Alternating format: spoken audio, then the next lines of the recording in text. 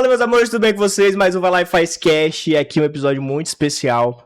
A gente vai trazer um tema que eu pesquisei há alguns anos e tenho visto cada vez mais presente e mais importante da gente trazer todo esse acolhimento, todo esse apoio. A gente vai falar sobre o transtorno do espectro autista, que é o famoso TEA.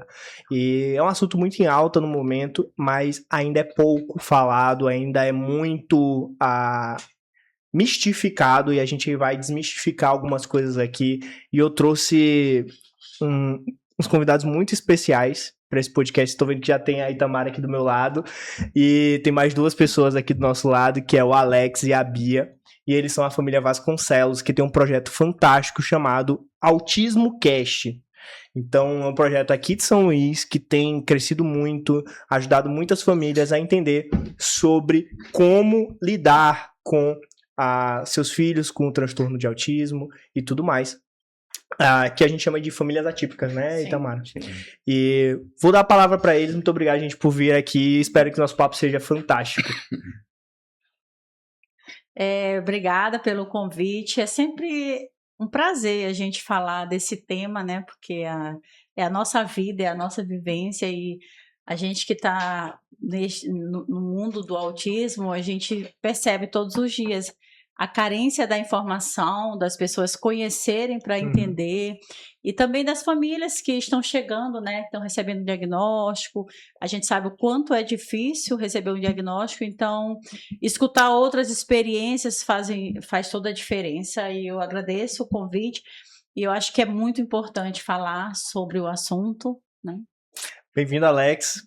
E aí, como é que surgiu esse projeto? Conta pra gente.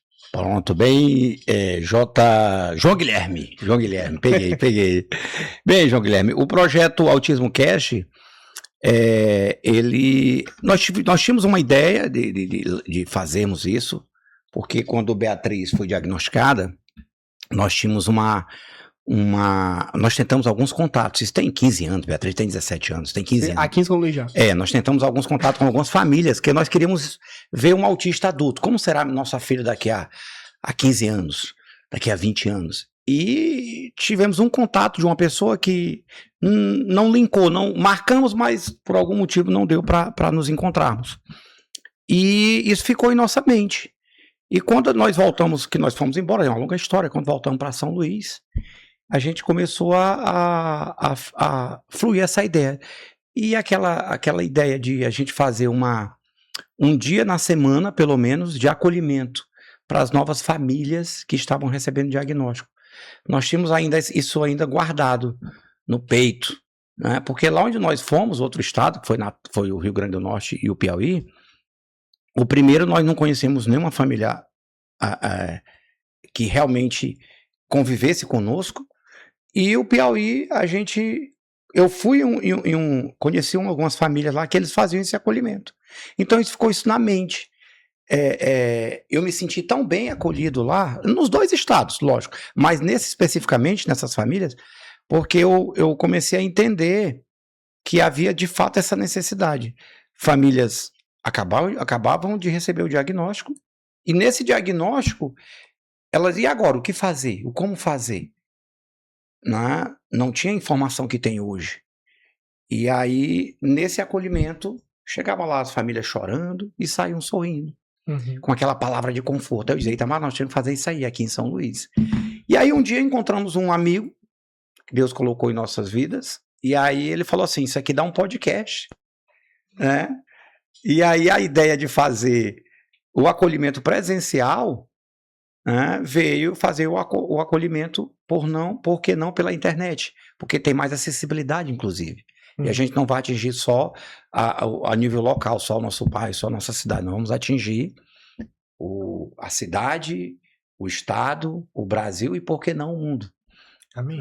E aí veio. Tem quanto tempo o podcast já? O Autismo Cast tem quanto tempo? Maurício tem... O amigo tá aqui, gente, inclusive. O que foi, Beatriz? Caiu aqui. Caiu. 2025. Legal. Vai fazer um ano. Fez um ano, vai fazer um ano agora. Caiu um ano. O fone dela. Caiu. E aí, pronto, foi isso que aconteceu, pronto. Pega a cadeira. Além do autismo, porque na realidade, a gente começou a ter contato com essas famílias assim que chegamos aqui em São Luís, mas não tínhamos concretizado isso aí.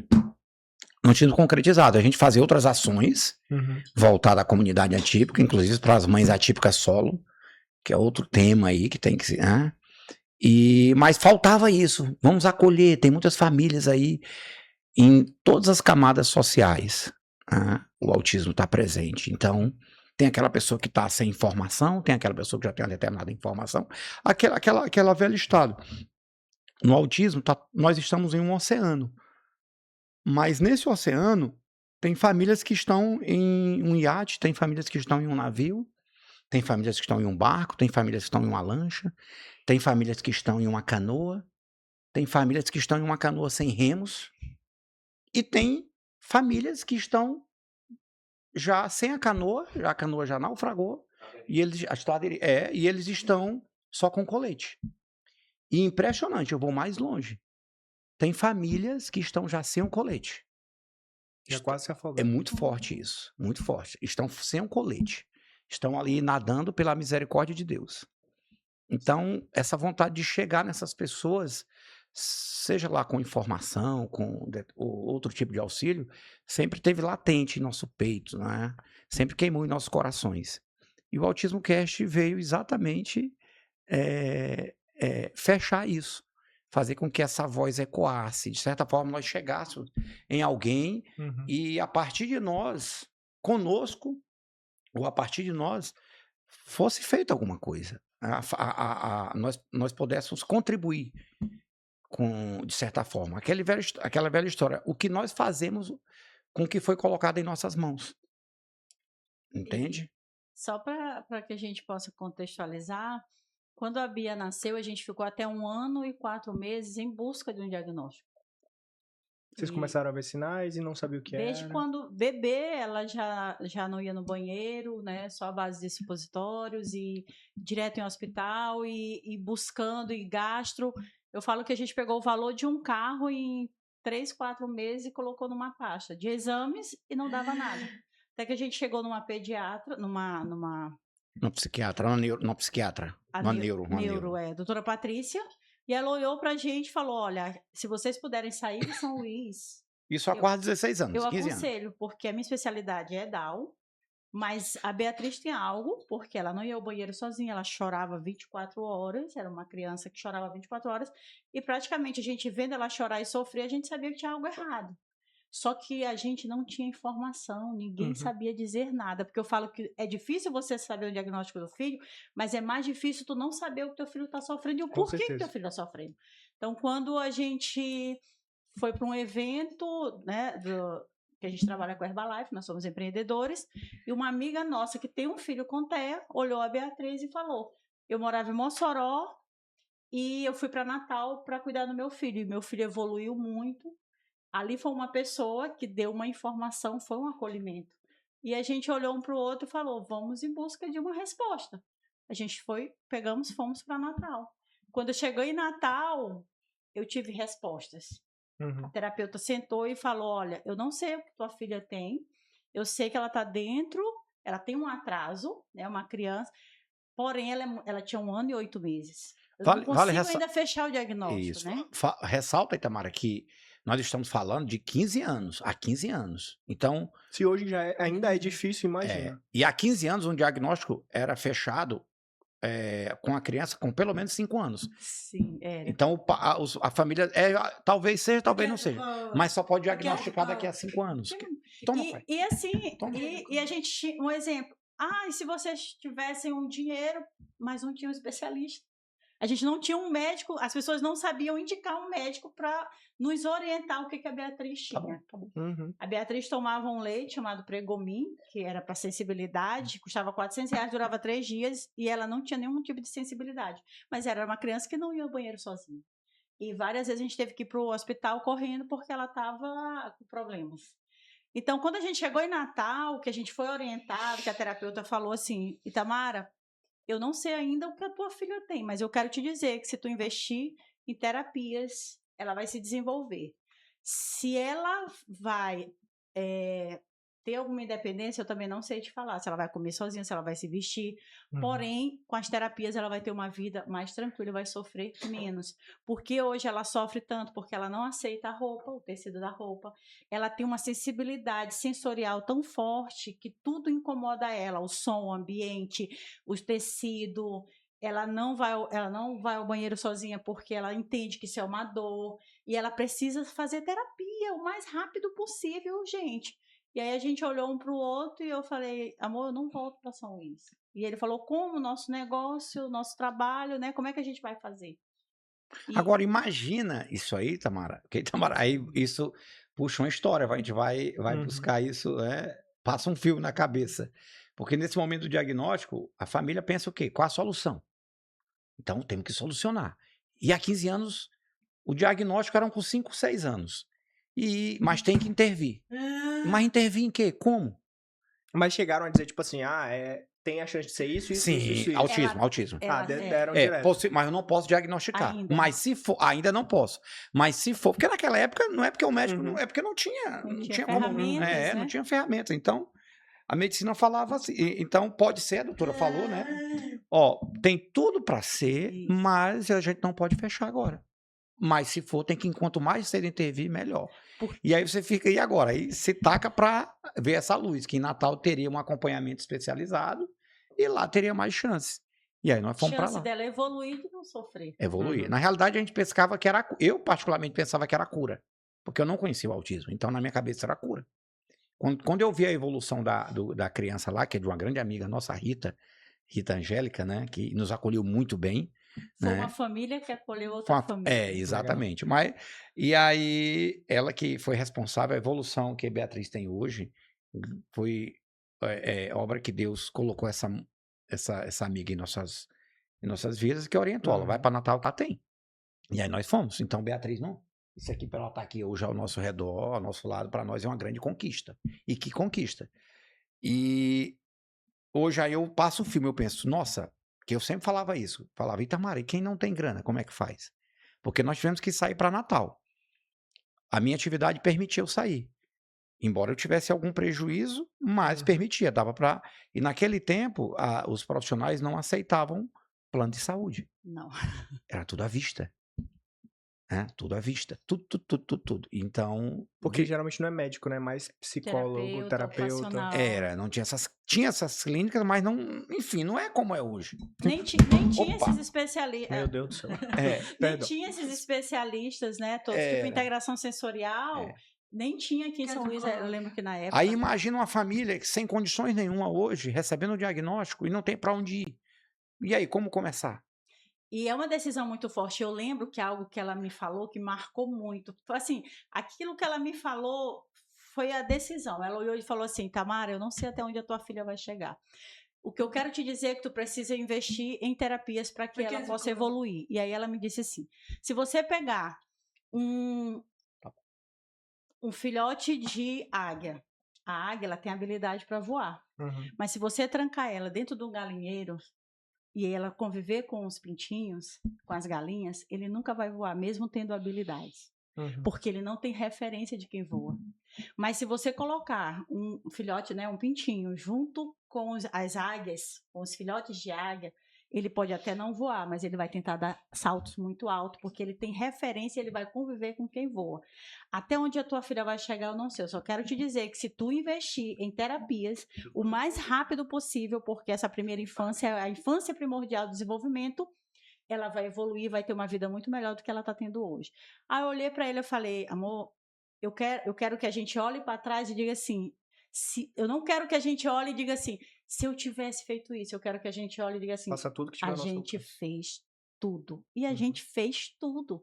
A gente fechou a casa, arrumou 2 malas e fomos embora. Deixamos tudo para trás na expectativa dela ter uma vida melhor. Mas o que o Alex falou é muito... Isso ardia dentro da gente. E quem não tem o financeiro? Porque a gente investiu tudo financeiro e investimos a nossa vida, porque a gente mudou toda a nossa vida em prol dela. E eu falei, quem não tem, gente, como vai fazer isso? E isso a gente lá... E eu falo que na vida, às vezes, a gente tem que decidir qual luta a gente vai lutar primeiro. E esse período a gente estava só na nossa, porque a gente não conseguia sair de casa para ajudar ninguém, porque a gente estava nas nossas lutas. E a gente o tempo todo ali lutando e falava, e as outras famílias que não podem sair do estado, que não sabem, que não tem informação, que não tem conhecimento, como vivem? Aí foi que a gente morou em Natal, depois conseguimos médicos também especializados Isso foi quantos anos ela tinha? Ela tinha. Um ano, o diagnóstico foi com 1 ano e 8 meses. Foi.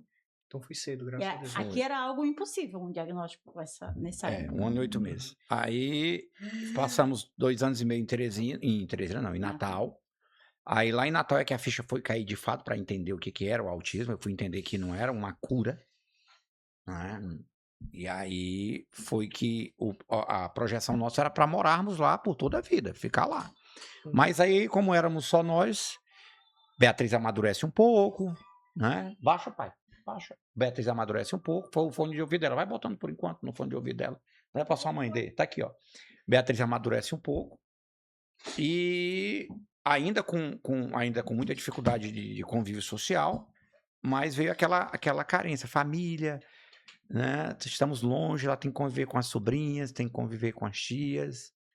E aí a gente chegou para os especialistas lá. Gente, nós estamos sós aqui. E aí apareceu uma clínica lá em Teresina. E aí Teresina é mais perto de São Luís. Para quem estava acostumado a viajar 1.600 quilômetros de São Luís para Natal, que eu vinha todo mês aqui, né? Então, 440, pô, pai, é um terço do caminho, é do lado, é um terço. Então vamos para Teresina. E lá moramos mais 3 anos, foram um total de 5 anos e meio. Mas tudo isso por conta do tratamento dela, porque aqui ainda não tinha capacidade. Exatamente, tudo isso por conta do tratamento Chega dela. a ser assustador, né, gente? É assustador. Uma capital não ter... Eu lembro que nós gastamos o que tínhamos e o que não tínhamos. E quando investimos, desculpa, corrigindo, investimos. Né, amor? Você é o maior investimento o que tínhamos e o que não tínhamos. Eu falo gastando, eu lembro que eu cheguei em Teresina, e quando nós chegamos em Teresina, eu soube de um comentário que tinha um médico nos Estados Unidos, que ele cuidava de um filho autista de um sheik, de um país, de um cara multimilionário de um país. E aí eu cogitei na cabeça de ir para os Estados Unidos, levar a Beatriz. Eu falei, porque você quando está ali no meio, você quer fazer alguma coisa para a evolução. E aí, a dinheiro da época, a dinheiro de hoje, eu botei na caneta, atualizando para hoje, era o dinheiro de era uns 150 mil reais, a dinheiro de hoje. Só para ir lá, passar 15 dias, fazer a consulta, 15 dias não, passar um mês lá, fazer a consulta e voltar. Era como se fosse uns 150 mil, 100 mil, 150 mil.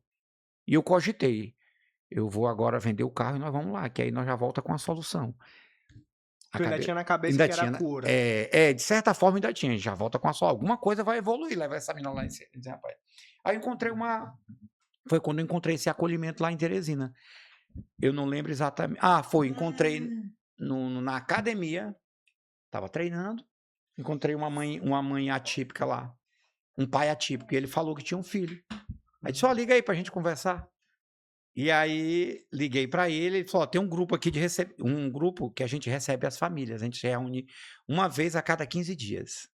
E eu fui lá. Aí lá eu encontrei a Ivna, aquela arquiteta. Ivana. E aí eu comentei com ela falou assim, Alex, eu quebrei que apartei. Agora eu não entendi esse termo. Foi, quebrei que apartei. Que eu falei assim, não, mas eu já tô também, tu não tá entendendo. Nós estamos aqui pela misericórdia, tudo. A gente tá naquele jeito, né? Não, e assim, eu já investi tudo e nem falar, essa menina ainda não fala. Foi. E a menina nem fala ainda. Eu falei, e a menina nem fala ainda. Já botei pinto papiar na boca dela, que porque desde cedo já... Até antes de ir pra lá, as pessoas falavam, bota pinto para piar na boca da menina. No interior tem muito isso. Pinto, pega um pinto e bota para piar. Porque ela com 1 ano e meio não falava nada. 2 anos não falava nada. Aí a mãe dessa que é do interior, que é de Penóis, dizia, bota pinto para piar na boca da menina. Aí eu peguei um pinto e botei. Porque a gente vai em busca de tudo, chega a ser engraçado. Não, a tragédia depois vira comédia. Aí quando Mas, gente, assim, eu não tenho como imaginar. Assim, imaginar tem, né? Não tenho como absurdo. Mensurar o quanto vocês... E assim, ver um sorriso no rosto de vocês e ver como a Bia tá é gratificante de fato. É gratificante. Contar isso hoje é gratificante. Né? E de onde nós viemos para onde nós estamos, eu só tenho a agradecer, assim, eu me arrepio quando eu falo, viu, Jota? E assim, voltando para aí, né, eu falei, a menina nem fala ainda. Aí ela falou assim, não te preocupa, que o meu tem 9 anos agora. Mas ela tinha botado o pinto pra piar no menino. Não, tinha não. Mas tinha que tinha quebrado, que apartar. Aí eu disse, aí Beatriz, mas a menina nem fala isso, não te preocupa, que o meu veio falar agora, tem 9 anos agora que falou. E Beatriz estava com 5 anos, sei lá, era. Aí eu já botei isso na mente. Então tem até 9 anos para ela falar. E aí é outra história lá na frente, porque quando deu 9 anos a menina não falou, e eu comecei a entrar em desespero, internamente, falei, meu Deus, a menina não falou. 6 meses depois ela veio falar, de fato, ela falou com 9 anos e meio, que eu padronizei aquilo, eu falei, até 9 anos ela vai falar. Mas 9 anos tem mais um ano, né? Aí depois... E é uma coisa muito importante ressaltar, porque a Alex falou essa história de 9 anos, gente, tudo que a gente está compartilhando é a história da Bia, porque assim, nenhum autista é igual. Sim. Nenhuma evolução é igual. Exatamente. Então, assim, tudo que a gente está falando é em relação à Bia, mas isso também, assim, não quer dizer que os outros vão ser dessa forma, né? E Tamara, como é que a gente, assim, eu sempre, óbvio, quando a gente é novos papais, uma das questões que a gente fica com medo é essa, então... mas mesmo assim a gente não sabe, né? E eu acho que a maioria dos pais e pessoas de forma geral não sabe.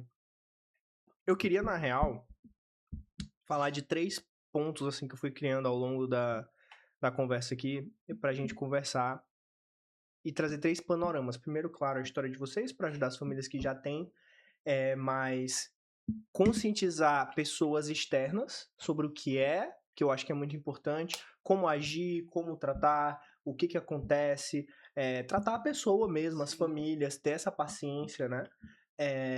E um terceiro ponto específico sobre a questão das mães solos, que é um projeto de vocês, e eu tenho uma pergunta muito forte até para fazer pro Alex depois. Sim. Mas sobre esse ponto. E tu vai entender porque é pro Alex especificamente.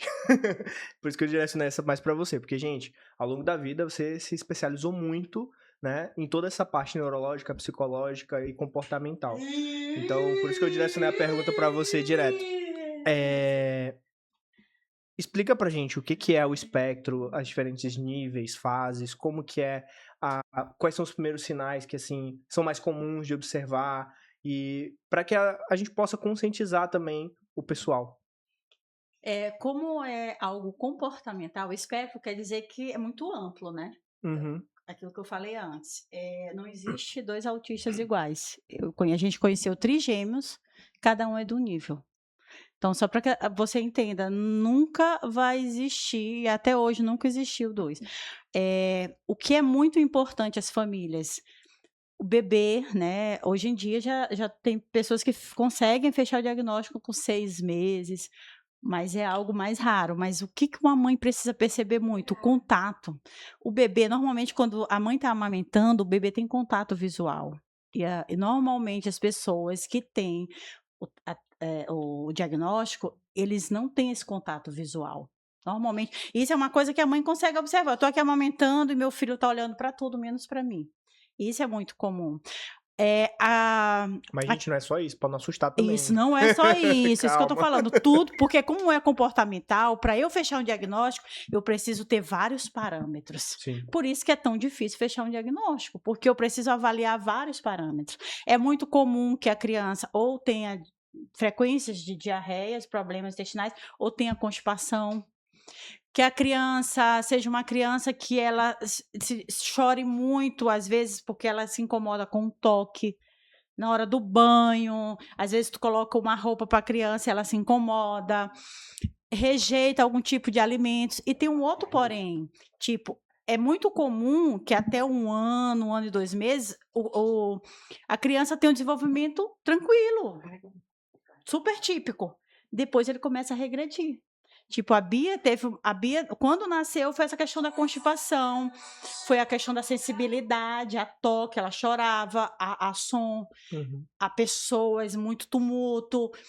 Mas, tipo, a Bia chegou acho que a falar alguma coisa, soltar algumas palavras e depois não soltou mais, regrediu.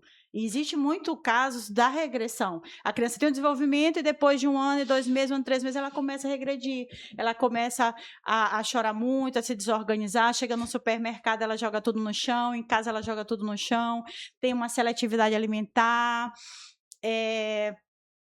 são muitos pontos, mas eu acho que essa questão você olha para a criança e percebe que ela tem algo diferente, como a irritabilidade, o choro muito frequente, sem um porquê daquele choro, do nada a criança começa a chorar. Essa questão de andar na ponta dos pés, o atraso da fala, pode ser várias coisas, mas é algo... Itamara, é um diagnóstico de autismo... Se não for, ótimo, mas nenhuma criança perde se ela foi estimulada desde cedo. Se eu tenho meu filho que ele tem algum tipo de sensibilidade, algum tipo de dificuldade, algum tipo de atraso, eu não vou esperar fechar um diagnóstico para estimular. Uhum.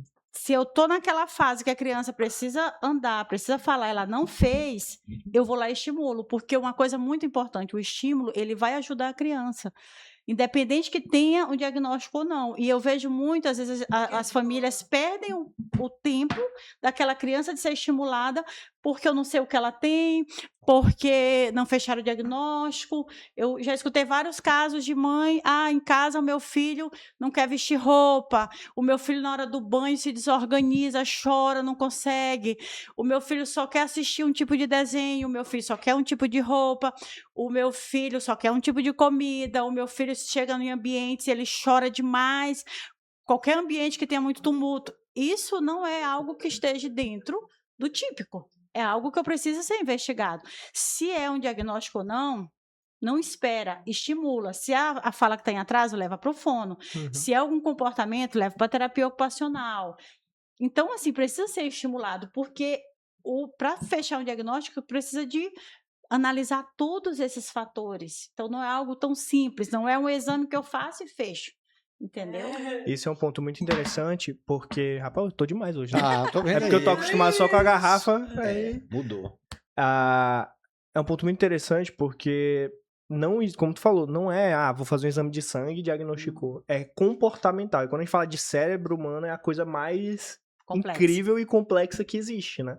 Tanto que tudo é mais por estatística do que por prova científica, né? Sim. Geralmente.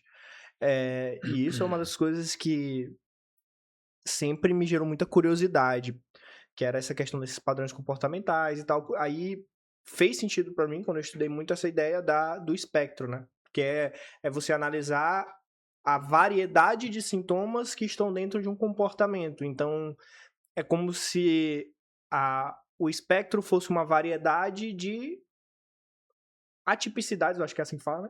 Ou, não sei, comportamentais. Comportamental, porque assim, pode existir o autista que ele goste do barulho, e já o outro tem sensibilidade. Já um busca o toque, tem outros que não toleram o toque, tem outros que gostam de tumulto de pessoas, tem outros que não gostam. Uns falam demais, outros não falam. Então é algo muito complexo e por isso que hoje é esse desafio. Mas eu falo que o diagnóstico ele não condena, ele liberta. E hoje a gente tem muito, principalmente o nível 1, que é o nível que normalmente o comprometimento é comportamental, é aquele que ele quer viver isolado, ele não gosta de ciclo de amizade, ele não tem tanta facilidade de diálogo, de conversa. Aí ele completa 12 anos, 14 anos, 15 anos, ele não namora, não paquera, ele não tem amigos, ele se acha estranho na escola. Mas ele estuda, ele anda, ele come... Mas aí ele pode ter um diagnóstico e ele tem um comprometimento comportamental e emocional que não é tão visível e às vezes passa despercebido. E se não fecha um diagnóstico, é uma pessoa que no futuro ele vai ter um problema de ansiedade, de depressão. Por quê? Porque ele vai se comparar. Por que eu não entro no mercado de trabalho? Por que eu não tenho namorada? Por que eu não gosto de pessoas? Por que eu não suporto? E ele começa a se questionar. E aí ele começa a entrar num mundo que eu sou estranho. Então, eu sempre falo, o diagnóstico, ele não é para condenar, ele é para libertar. E qual profissional a gente procura pra diagnosticar, né? Hoje, quem fecha um diagnóstico é o psiquiatra. Hoje, o psiquiatra ou o neuropsiquiatra. Legal, então o faz uma equipe, né, de médico, passa psicólogo e psiquiatra principalmente. Porque normalmente o psiquiatra ou o neuro, ele vai pedir uma avaliação neuropsicológica, que a avaliação neuropsicológica, ela vai fazer um rastreamento. É um TDAH, uma dislexia, uma descalculia, um transtorno processamento auditivo. São várias outras coisas que podem estar dando aquele comportamento, está gerando aquele comportamento. Então, normalmente, o psiquiatra ou o neuro, ele vai pedir uma avaliação neuropsicológica, que é um rastreamento comportamental, e aí, com essa avaliação, ele consegue fechar um diagnóstico. E essa avaliação não é um dia. São vários dias e em vários ambientes, porque a pessoa que faz a avaliação, ele vai ver como é essa criança ou esse adulto em casa, na escola, em todos os ambientes. Eu tenho que analisar o comportamento dele em todos os ambientes. Porque, normalmente, a família, ela acha que é normal, principalmente se ela tem um filho único. Ah, é porque ele é quietinho. Não, porque ele é assim mesmo, cheio de mania. É assim mesmo. E aí a família acaba achando que é normal, né? Sim. E, assim, desde que tu começou a falar, que vocês falaram dessa ideia de mãe solo, e eu até comentei com vocês, né, que no mês de março a gente trouxe no podcast o tema da mulher, e agora em abril vamos fazer o tema de vocês também, do transtorno. E vocês têm um projeto, né, sobre a questão das mães solos. E não sei como falar isso de uma forma leve, eu não quero deixar o tom do podcast mais pesado, mas é uma coisa que eu preciso trazer. Quando eu conversei com as mulheres sobre a questão do parto e tudo mais, sempre vem aquela ideia de que o pai, na maioria dos casos, abandona a família porque descobre grávida. Quem dirá quando descobre uma situação tão difícil como é o TEA? E de pai para pai, são duas perguntas. Primeiro, qual foi a tua maior força naquele momento? E por que tu acha que a sociedade, que os homens, que eu não gosto de chamar de homem, né? Os moleques deixam de lado suas esposas e seus filhos quando a dificuldade aperta? Perfeito. Passa um fio, João Guilherme. É porque é difícil. Você começa a falar e aí eu lembrei da pesquisa que há hoje, que até 78% dos pais atípicos abandonam as famílias. Isso é muito forte, é muito sério isso. Então a gente tá falando de a cada 10, só 2 ficarem, praticamente, né? Que é 78%. Sim, Exatamente. Isso é muito pesado, gente. Muito pesado. E eu vou mais longe. Logicamente, que a gente tá falando aqui da questão daquele cara que deixa a família só porque a criança é autista. Tem outros fatores, logicamente que tem outros divórcios aí de famílias atípicas que não é exatamente pelo autista, é por outros casos. A gente tá falando aqui especificamente, vamos falar especificamente, como você falou, não é um homem, é um menino, né? Que deixou a família por conta da condição da criança. Eu imagino esse cara que ele vai fazer outra família. E se a outra família vier com a condição que não seja a que ele espera, ele vai deixar também. E eu imagino você que vai... Eu, se fosse uma mulher, eu jamais ia ficar com o cara. Como é que eu vou? Se o cara já deixou a primeira família porque o menino vem com a condição X, e quem te garante que se a tua família que ele vai fazer contigo vier com a condição Y, ele não vai te deixar? Então você tem que já ligar as antenas aí, porque, enfim.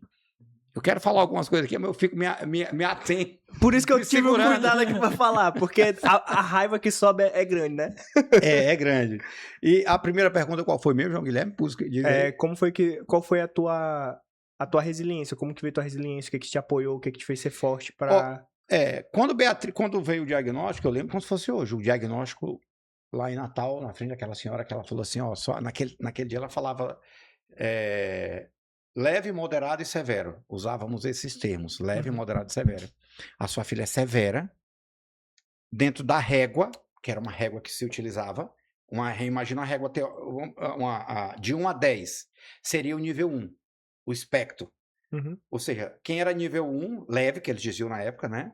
Estava de 1 a 10. Aí dentro do nível 1, 1.1, 1.2, 1.3, então era um mundo. O nível 2 era de 11 a 20, e o nível 3, que era o severo, de 21 a 30. Aí eu perguntava, ela já tinha mostrado a régua, então o nível, ela tá aqui no severo, nível 3. E eu digo, e ela tá em qual? Em 30? Quando ela disse, não, aí eu, opa, então é menor, ela está em 27. Falei, vixe, perto do 30. E aí Tamara, dá uma chorada. Hoje ele sorri, na época a gente chora, né? Eu lembro que eu lacrimejei os olhos, igual eu fiquei aqui agora com a sua pergunta, mas isso é Deus coloca no coração da gente, não vou dizer que foi eu, o Espírito Santo. E só me veio na mente, vamos fazer alguma coisa, tem alguma coisa para ser feita, o que é que tem que ser feito? E aí já são as terapias que já tinham falado para nós aqui que tinha que intervir, então vamos intervir. Uhum. Então a minha mente se voltou, né, exatamente para isso, buscar algo para melhorar a qualidade de vida dessa criança. E na época eu buscava a cura, né? Uhum. Então não deu tempo eu pensar, eu ter o luto chamado. Não estou dizendo que é errado você ter, cada um, né? Na verdade, esse foi teu luto, né? Teu luto foi a batalha. A batalha. Então o que se tem que fazer, vamos fazer. E aí o foco de lá para cá foi isso. E eu vou mais longe. O fato de eu e Tamara estarmos hoje ainda casados foi exatamente o autismo que nos uniu. Se não fosse o autismo, fatalmente nós não estaríamos juntos. Nós tivemos a crise nos relacionamentos. Dos que ficam, dos 22% que ficam, João Guilherme, Uhum.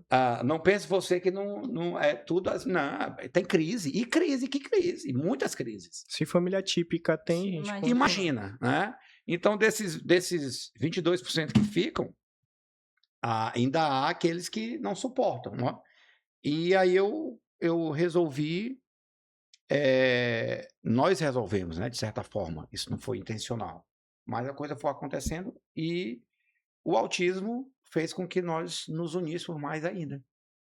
E aí foi que passou realmente aquela... Eu lembro que chegou uma época que eu planejei, eu até falava para ela, estou planejando sair de casa, sempre muito sincero, né? Eu até pedi assim, eu preciso ganhar mais tanto, porque eu não posso deixar a criança desassistida, né? E nunca aconteceu isso, ganhar mais tanto. Pediu errado para Deus, Deus não manda. Eu pedi. E eu dizia, mas senhor, tem que ganhar mais, que eu tenho que sair daqui. E não aconteceu. Mas tu saiu por outros motivos, Por outros né? motivos. Não era pela Beatriz, jamais. A Beatriz, pelo contrário, segurava. Porque quando você vai sair, se realmente tivesse decidido, você sai de qualquer forma. Mas eu olhava para minha filha e imaginava, rapaz, e aí, quem vai cuidar? Primeiro que não é justo. Né? Primeiro que não é justo. Se vocês fizeram juntos, aí a criança tem uma condição e quem paga o preço maior é a mãe. Né? Até nas famílias típicas, quando há um divórcio, em maioria dos casos, 90 e tantos % dos casos, quem fica é a mãe. Não que o pai não tenha condições de criar, mas a gente sabe que isso até por uma ordem natural da coisa. Então a mãe, eu sempre achei isso muito injusto. A mãe arcar, porque só em criar o filho, você prover é uma coisa.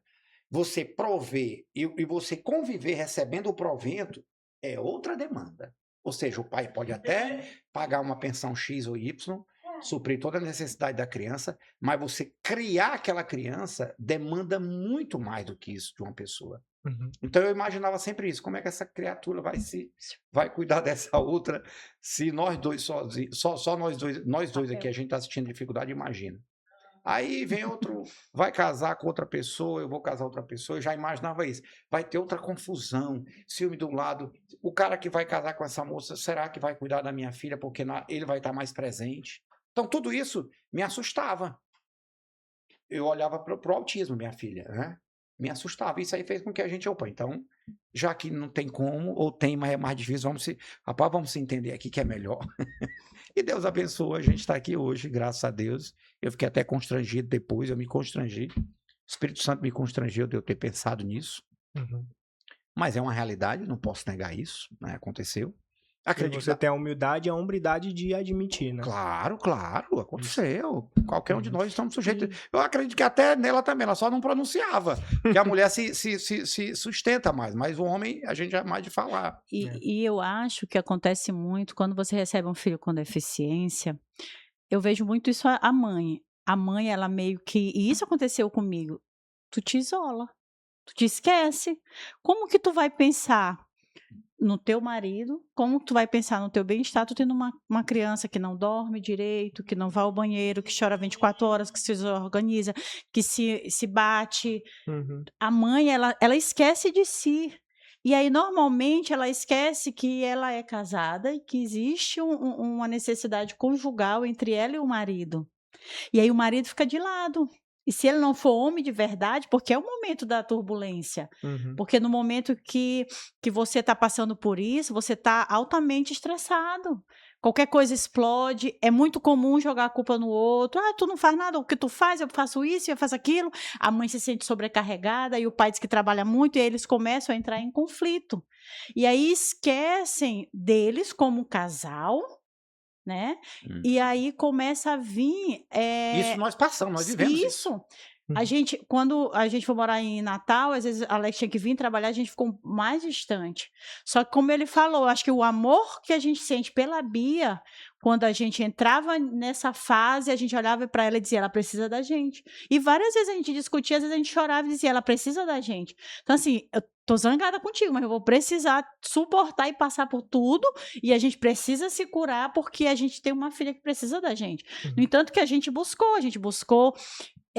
ficar mais próximo, buscamos grupos de casados para sempre, porque eu entendia que a minha filha precisava de uma família saudável. E para ela ter uma família saudável, ela precisava ter pais saudáveis. E para ter pais saudáveis, eles precisavam se curar. Porque às vezes a gente sozinho, a gente não se cura. Uhum.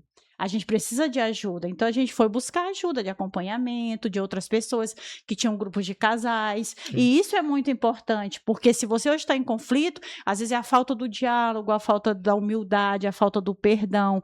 Mas de entender que, além do seu ego e além dos seus desejos, existe uma criança que precisa estar num ambiente saudável. Porque a criança, ela é reflexo dos pais. E é reflexo da família que ela vive. E trazer Deus para a conversa eu acho que é importante, né? Porque a família é uma instituição divina. Então, uma vez um amigo meu, que inclusive é meu sócio na Big Grow, que é o Gustavo, ele falou para mim uma coisa e a gente tá trabalhando junto há muitos anos, desde 2018. Então, pô, eu tenho 29, desde 21. Que maturidade a gente tem, né? Então, era muito mais imaturo. E na hora, ele falou assim pra mim, mano, amar é uma escolha. Eu falei, não, amar é sentimento. E isso ficou na minha cabeça, assim, eu falei, cara, amar é uma escolha. Naquela hora, assim, só reagir, né? Sim. Não lembro qual era o contexto da conversa, só lembro da frase que me marcou muito. Provavelmente eu tava passando por alguma crise com minha namorada, que aí hoje é minha esposa. E ele falou isso.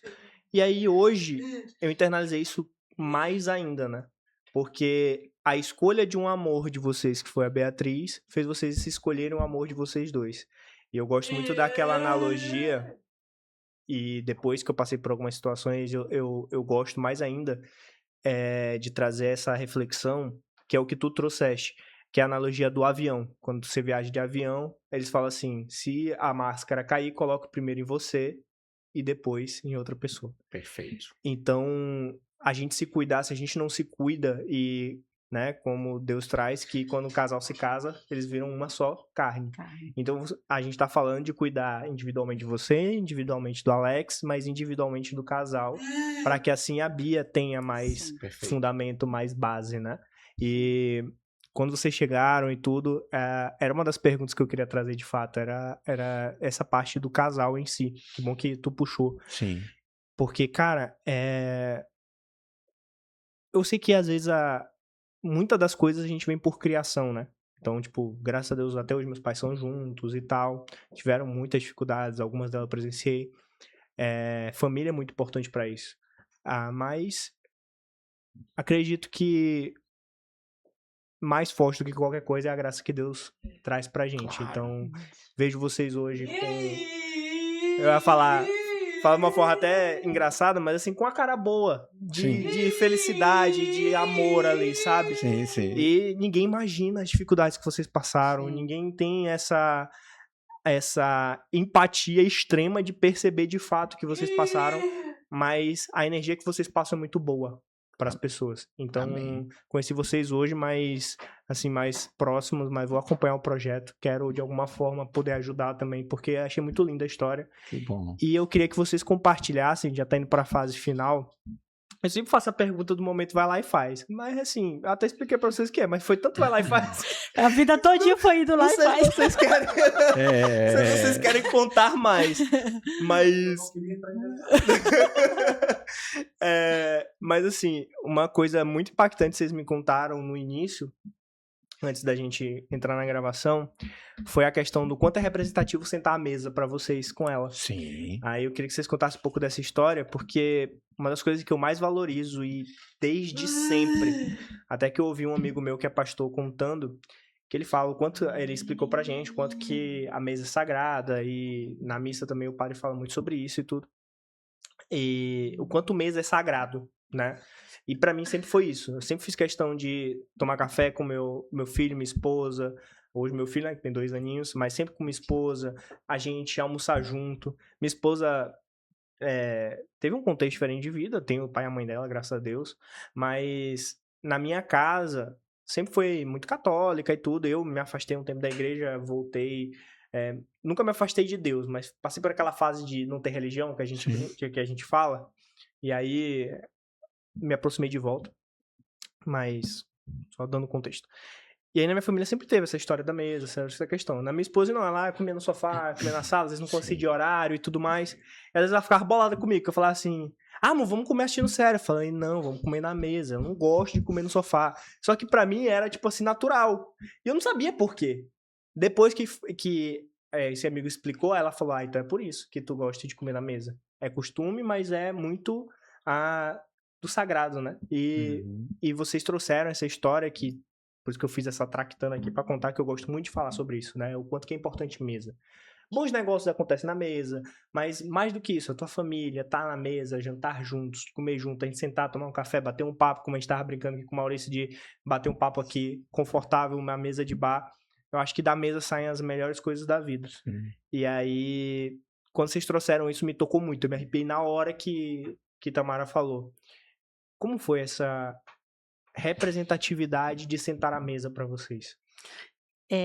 Quando você falou, você perguntou, né, a Bia iria permanecer aqui, eu te falei do projeto Autismo Cast, que a gente sempre permanece com ela na mesa. E para a gente tem um significado muito importante, porque alguém pode olhar e falar assim, mas ela ainda não se comunica tanto, não participa verbalmente. Mas o fato dela estar aqui sentada, ela ter o entendimento que ela faz parte dessa história, que isso aqui faz parte dela, e que ela estar presente é muito importante. Porque, como eu te falei, até os 7 anos a Bia não sentava. E o nosso sonho como família era poder sentar numa mesa para comer. Porque ela não sentava. A gente não podia ir numa lanchonete, a gente não podia ir num churrasquinho, a gente não podia ir num culto. Por quê? Porque Podia, mas sentava. Hoje é o dia de tu assistir o culto, a missa. Aí ela assistia, eu ficava lá fora com Beatriz. Andando, porque ela não sentava. Era um siri na lata. Almoçava, comendo, sentava para almoçar. Aí pro restaurante, vamos comer fora hoje, bora aí. Tamara, mulher serve primeiro, né? Eu fico aqui com Beatriz. Andando. E aí as pessoas podem falar assim, algo aí tão depois... simples... Mas a gente, é algo tão simples e tão comum para as pessoas, e até os 7 anos a gente não tinha o que era comum para todo mundo. Poder estar com a nossa filha sentada meia hora em algum lugar. 15 minutos sequer não podia. Então, hoje, para a gente, aonde a gente está, ela está, e mesmo da forma dela, ela participa. Porque eu acho que é um dos grandes desafios da gente, família atípica, é sempre olhar para o que a gente ainda não tem. E a gente esquece de glorificar e agradecer o que a gente tem. Sim. Porque quando a Bia ainda não falava, eu já agradecia, já ouvia a voz dela falando. Então, hoje ela está aqui... Para mim, ela já está participando e para mim já é o máximo. Então, Mara, será que daqui a um tempo ela vai estar fazendo perguntas? Vai, porque eu creio E a fé é acreditar naquilo que você não vê. E eu creio pela fé. Sim. E se eu creio, ela também crê, porque ela está aqui, ela está fazendo parte. E aí eu nunca desisti. Ela está sorrindo, ela sabe que é dela. E ela entende. E a gente, como família, a gente não pode. Eu vejo muitas famílias, às vezes, pré-julgar e achar, mas eu vou mandar meu filho, ele não fala, mas o meu filho não faz isso. Não olha o que ele não faz, foca no que ele faz. E para a gente é muito importante ela sempre estar junto, para ela saber que ela é daquele ambiente e que esse ambiente vai fazer parte da vida dela. Porque muitas vezes a gente ia para o culto e passava 5 minutos e ia embora. E no outro domingo eu ia de novo. Alguns poderiam desistir, mas eu dizia, eu creio que um dia eu vou sentar e assistir o culto com a minha filha. E aí um domingo foi 5 minutos, no outro domingo foi 10 minutos e hoje a Bia assiste 3 horas de culto sentada. Da forma dela, mas ela assiste, no limite dela, na tolerância dela. Então, a gente não pode desistir dos nossos filhos e não focar no que eles não fazem, mas sim agradecer e parabenizar pelo que eles fazem. E João Guilherme, e essa persistência em inserir Beatriz em todos os contextos das nossas vidas, pode tomar, em todos os contextos das nossas vidas, fez com que hoje a gente realmente, hoje eu posso visitar um cliente, seja lá qual for, com a minha filha do lado. Lógico, pode tomar. Eu posso. E deixa aqui depois. Pronto, pode deixar aqui. Senão ela vai ficar toda hora me pedindo para tomar o suco. Logicamente que vão ter eventos que vão ser desconfortáveis para ela. E eu prefiro deixá-la em casa. E vão ter reuniões que realmente não pode criança participar, porque a gente precisa de concentração máxima. Né? Então eu sei muito bem dividir isso aí. Exato. Lógico, mas eu tento inseri-lo em todo e qualquer, por exemplo, hoje nós, nesse exato momento, nós não temos nenhuma pessoa nos ajudando com Beatriz, tivemos muito tempo, nós tomamos uma decisão de, vamos deixar e vamos nós mesmos, porque a gente estava percebendo que Beatriz não estava evoluindo tanto, não que a pessoa estivesse descuidando, não, porque é outra forma, né? E se Tamara está atendendo um cliente, está trabalhando, e eu estou com Beatriz e aparece uma visita a um cliente, eu não deixo de ir por conta de Beatriz. Pelo contrário, eu só peço que eu tenho muita dificuldade em arrumar a Beatriz. Então, deixa a roupa separada que tiver de sair. E combinar a roupa, porque às vezes ele bota laranja eu sofro isso com minha mulher direto. Eu acho a roupa linda, ela chega e troca alguma coisa. Não é verdade. Deixa eu vestir o menino, às vezes quer botar ele igual a sair comigo, aí não dá, ela e deixa. Pra não reclamar, eu digo, deixa a roupa separada. Não é verdade? Ou então deixa ela tomada banho, que até para tomar banho eu demoro mais a banhar a Beatriz. Ela já em 3 minutos ela banha. Eu digo, então como é que tu banha em 3 minutos? Eu passo 40 minutos. Isso é muito importante. Eu lembro que quando a gente sentou, no início a gente tinha que ter 2 pessoas em casa, porque a Bia ela precisava de cuidado 24 horas. Assim, ela não tinha autonomia de nada.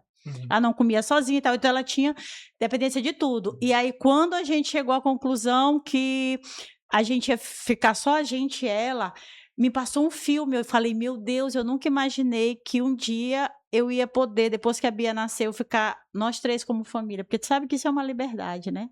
A gente nunca tinha tido essa liberdade de ficar nós 3, porque sempre tinha alguém cuidando, né? Precisava cuidar dela.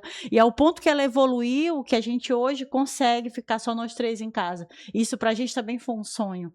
Porque a Bia, ela tinha uma fase de dependência tão grande que a gente tinha que ter 2 pessoas, né? E aí... João, o momento vai lá e faz, como você falou, como você falou, teve vários, todos os momentos foram vai lá e faz, mas eu quero aproveitar a oportunidade porque teve um momento em nossas vidas, quando nós voltamos para São Luís, que de fato, isso estava programado por Deus, lógico, para ter acontecido. Eu conheci algumas famílias atípicas, inclusive famílias atípicas em situação de vulnerabilidade, pessoas muito carentes financeiramente. Imagina uma mãe atípica solo, que ela ganha o benefício, que é um salário mínimo, ela paga aluguel, imagina aí. Compra remédios e o que sobra é para ela sobreviver com o filho. E ela não trabalha porque o benefício é da criança, mas só ela e a criança. E aí imagina que ela paga um aluguel hoje, um salário mínimo de 1.600, no momento que a gente está aqui agora, ela paga 400 de aluguel, gasta mais 300 de remédio. Dá quanto? 700. Fica com 900 reais. Como é que vive? Como é que sobrevive? Então nós começamos a atender, Deus botou no coração da gente atender alguma dessas mães com cestas básicas. A gente entregava no Natal para os moradores de rua. Eu estou falando isso aqui não é para exibição, é porque eu tenho que mostrar o caminho, como surgiu o projeto Mães Atípicas Solos, através do Instituto Bia, né? E Bia não é de Beatriz. A gente pensou em ser de Beatriz, né? Mas depois eu fui ver, é Beatriz, Itamar e Alex. Né? Beatriz estava no Instituto Bia. Né? E nós um dia chegamos, por que a gente não dá para essas mães a cesta básica? Precisam. E a gente começou com 20 mães, 30 mães, só que a gente não conseguia atender mais. E aí começamos a pedir, alguns amigos se juntaram e doamos, aí fomos para 50 cestas, 60, até que um dia um amigo, o Renan, inclusive, que é um abraço pro Renan, o Renan perguntou pro pastor da nossa igreja se ele indicava alguma instituição que ele queria doar mais cestas, 50 cestas. Ele falou, tem um Alex Itamar aí. E aí ele foi lá e doou, e nós fomos para 100 cestas, 100 famílias. Aí ele perguntou, Alex, por que você não divulga isso aí? Que nós não divulgávamos. Digo, porque eles, não, se tu quiser atrair mais doadores, tu tem que divulgar, tu tem que filmar, tu tem que botar nas tuas redes sociais. Aí caiu a ficha, eu digo, é verdade. E eu ainda resisti muito isso um bom tempo. Eu filmava, mas não postava, até aquele dia, aí tá postando? Não tô vendo. Não tinha nada. E aí, logicamente, ele passou um bom tempo conosco, ajudando a nossa comunidade, ele ajuda muitas comunidades, Renan. E aí a gente começou a divulgar, e aí o projeto cresceu.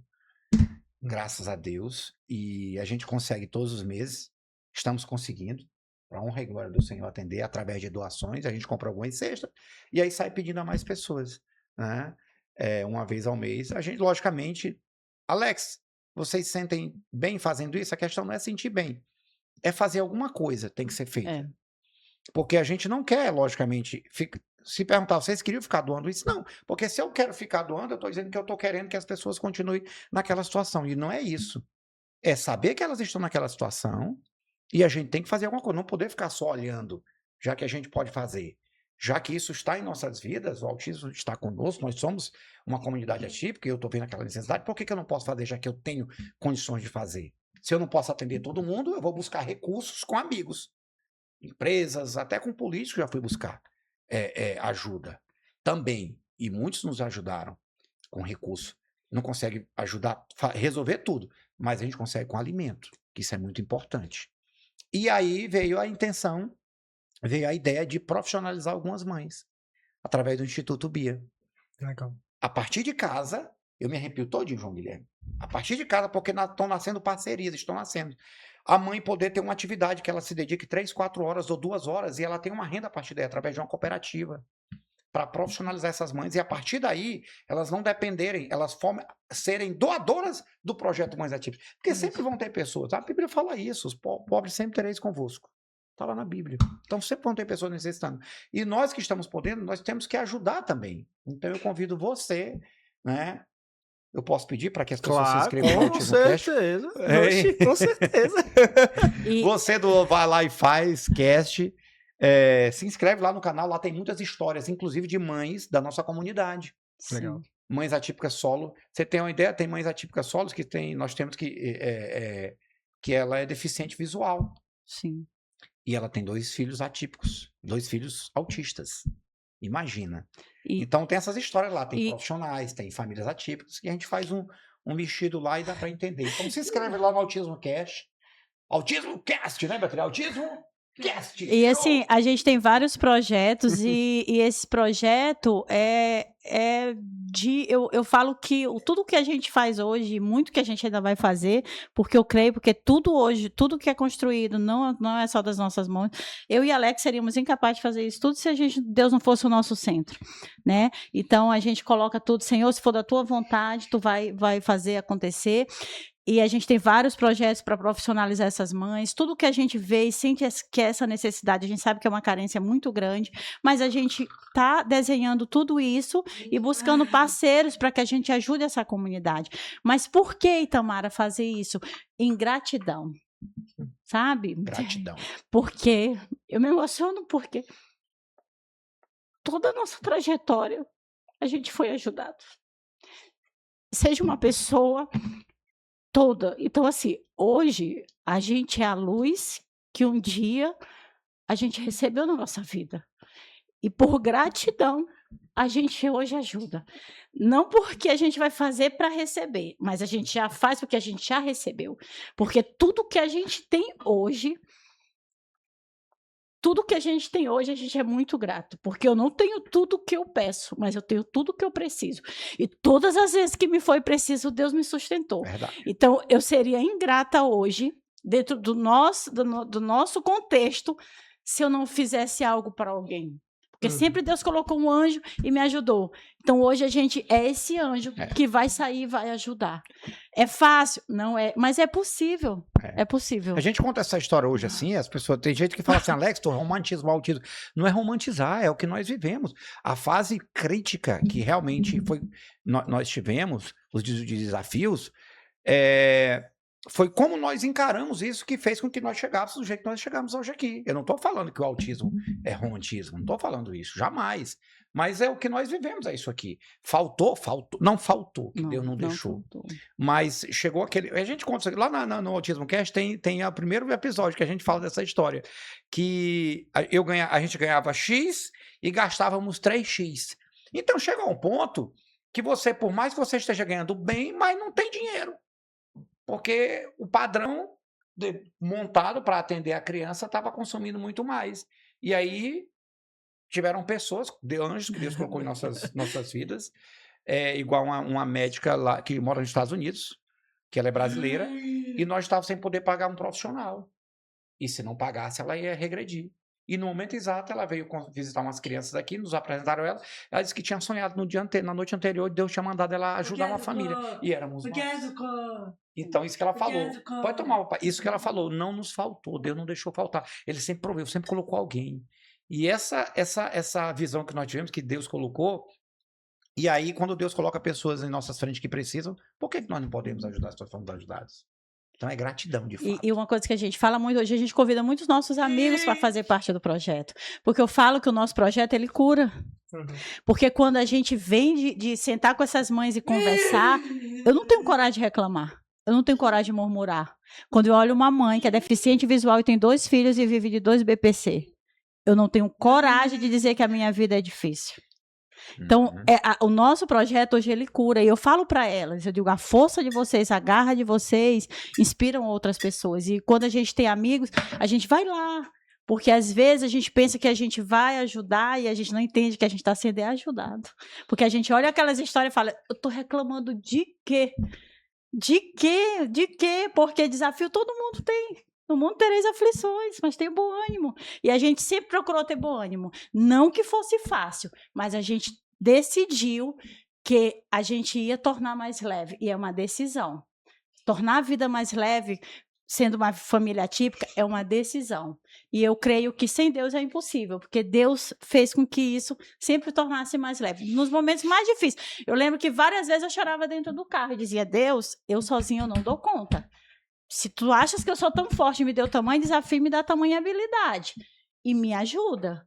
E aí, hoje eu falo que as pessoas olham e falam, não é que o nosso casamento é perfeito, foi tratado e curado. Não é que a nossa vida foi tratada e curada. E todos os dias é uma decisão que a minha filha, ela veio com um propósito. E ela veio para ajudar a gente a transformar e ajudar outras vidas. Porque o que transborda na nossa vida, a gente leva para outras famílias. Isso é muito lindo. Esse mesmo amigo que fez a história da mesa, ele falou uma vez pra mim assim, eu odeio essa frase, a gente dá o que tem, a gente dá o que transborda. E vocês estão transbordando pras outras pessoas, isso é muito bonito. Eu aqui tô segurando. Foi muito emocionante, eu quero, de fato, agradecer vocês, até... Porque foi um papo assim que eu de fato não esperava que fosse tomar esse rumo. Mas foi incrível, assim, a gente sai, de fato, eu, João, tô saindo com uma paz gigantesca. Amém. E quero fazer parte de alguma forma, ajudar vocês, ajudar o projeto de vocês. E, gente, divulgue os projetos, fala em rede social, porque eu já tô sem frase aqui, senão eu vou começar a chorar. Aqui, mulher, quase que eu te dou um abraço. Mas conta aí, gente, como é que a gente ajuda, como é que a gente segue, quando que sai os episódios de vocês, tem algum dia da semana, conta aí tudo pra gente. segunda-feira. Dia. Qual aí, Maurício? O pró. Dia 2. dia Dia 2. Dia 2. Não, é muito porque importante. Porque aqui vai. Aqui A gente vai sair depois. em abril, Sim. Toda segunda-feira. Toda às 20 segunda-feira. horas. Isso. 20 horas. Às 20 horas ao vivo. Ah, vocês fazem ao vivo? As mães, a gente traz Na as lata. mães e elas compartilham a história delas. E a gente chora, sorri, se abraça e é assim. Tem profissionais, tem tudo. Legal. E o Mães Atípicas Solo é através do Instituto Bia, a gente recebe doações, cesta básica, roupa, enfim. O que a gente pede muito é cesta básica, é o alimento, lógico, né? Porque hoje nós estamos conseguindo atender 150 famílias. Só aqui em São Luís? Só aqui em São Luís, né? De Mães Atípicas Solo. Incrível. Só que tem uma lista de mais de 300 para entrar. E aí a gente vai colocando à medida que vai arrecadando mais cestas. E em nome de Jesus vamos conseguir muito mais do que isso. Não só as cestas, como profissionalizar. Tirar as mães de depender e a partir daí elas consigam também nos ajudar a fomentar o projeto. Que vontade elas têm muito, João Guilherme. Muito, muito, muito de fazerem algo. Só que elas são tolhidas por conta das limitações. Com o filho, enfim, e assim por diante. Que bom, gente. Foi um prazer ter vocês. Nós que agradecemos. Prazer ter a Bia. Sorriu muito durante o podcast. Olha com amor pra essa mãe dela, que Ave Maria. Gente, obrigado pela presença de todos. Gente, eu espero que vocês tenham amado esse podcast, assim como eu gostei. E, assim, tô com muitas ideias aqui, muito amor no coração por esse projeto e por essa causa. Vamos deixar todas as redes, depois vocês enviam tudinho pra gente, pra gente deixar todas as redes sociais, e-mail, até os canais de doação, tudo pra gente tentar fazer um movimento. Eu ainda sou pequeno, mas tenho certeza que a gente consegue ajudar de alguma forma. Beatriz, pode dar o final aqui? Pode, com certeza. Beatriz, vamos ler aqui? Cast! Vai lá e faz cast! Ali, ó. Show! Showcast. Muito obrigado, meus amores. Fiquem com Deus e até a próxima. Show.